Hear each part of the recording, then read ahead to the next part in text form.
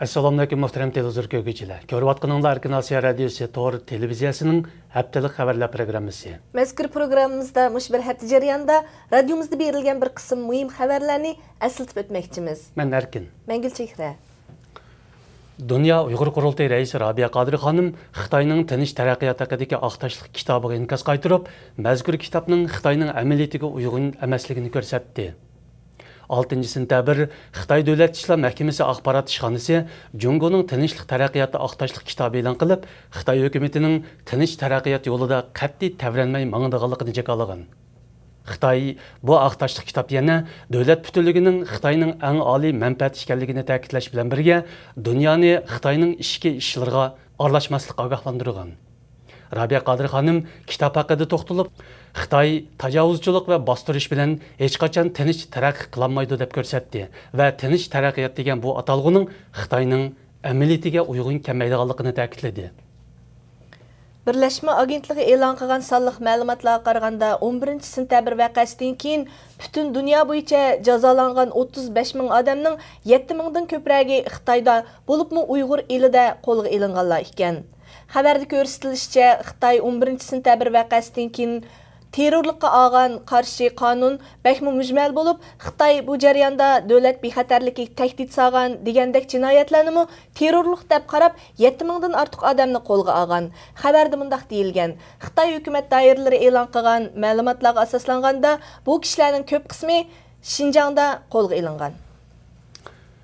Dünya Uyghur qurultayining oshkorlashicha, mush oyning 2-chi kuni kechda Xitoy soqchi organlari Qashqarning 9 noyasida keng ko'lamli aqtirish olib berib, noyadagi 13 yezidan 3000 nuqtalik oilani birma-bir tekshirib chiqqan.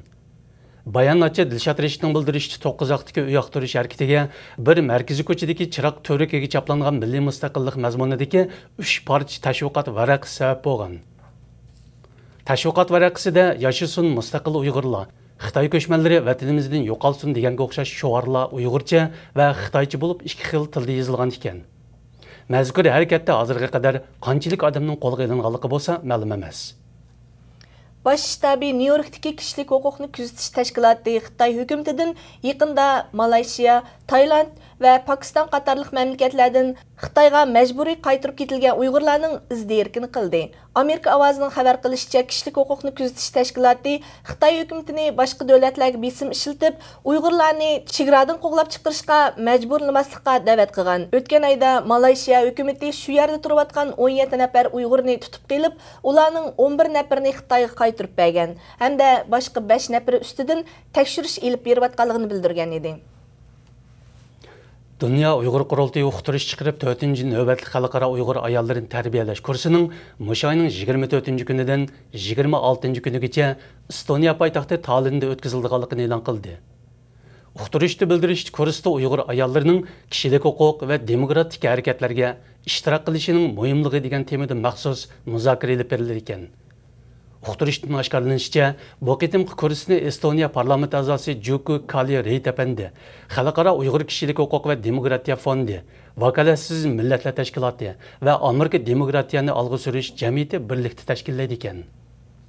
Bir nafar radio anglag'uchimizning inkos qilishicha, Aqsu Avat noyisi G'o'rcho'l yezisidagi To'liq Oltin masjidining imomi Osman Abdulla o'tgan oy boshlangan masjidlarga Xitoyning davlat bayrog'ini esish harakatiga aktivlik bilan boshlamchilik qilganligi uchun mahalla jamoati tarafidan yetim qoldirilgan. Mahalladagi hech qanday bir to'y-to'kin va o'lim yetim murosimlarga chaqirilmagan. Hatto ko'chada uchrashgan kishilarning salom saytiga muyassar bo'lmagan. Osman Abdulla oxirida o'z bexatarligidan andish qilmoqda ekan. Buningdan 10 yil avval Amerikada yuz bergan 11 sentabr terrorlik hujumida har irq, har millatdan bo'lib 3000 ga yaqin begunoh odam hayotidan ayrilgan edi.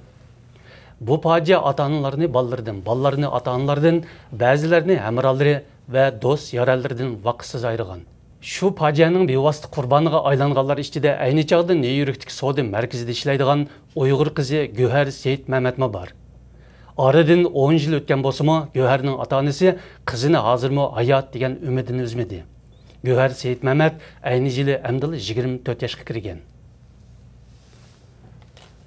Muhtaram televizor ko'rguvchilar, yuqorida Erkin Osiyo radiosi To'r televiziyasining haftalik xabarlar programmasini ko'rdinglar. Kelar qitim ko'rishguncha omon bo'lgaysizlar. Xayri xo'sh. Xayr xo'sh.